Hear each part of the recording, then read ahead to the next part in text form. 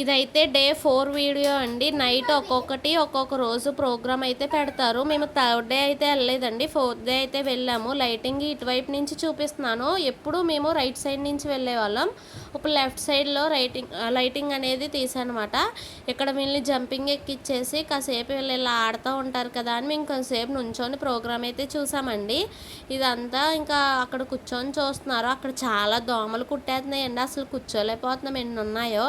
ఈరోజు అయితే కూచిపూడి జానపద నృత్యం అయితే చేస్తున్నారండి. చాలా బాగుందండి చూడడానికి. పిల్లలు కూడా ఉన్నారు దీంట్లో అయితే.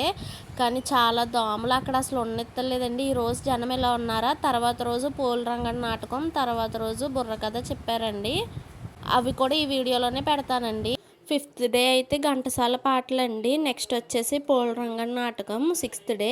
7th డే వచ్చేసి వెరైటీ బుర్రకథ అండి. వెరైటీ బుర్రకథ అనేది అయితే వీడియో తీయలేదు. ఘంటసాల గారి పాటలోను పూల రంగం నాటకం అయితే తీసానండి. ఇదేనండి పూల రంగం నాటకం.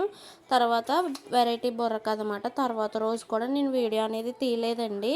ఇక్కడ చూసారా జనం ఎవరు లేరు. లాస్ట్ రోజు మీకు చూపిస్తానండి.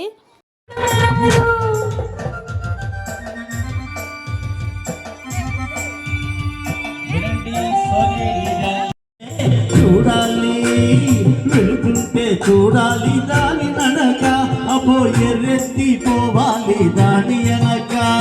కడమెత్తుకొచ్చింది కన్ను పిల్ల, అది కనబ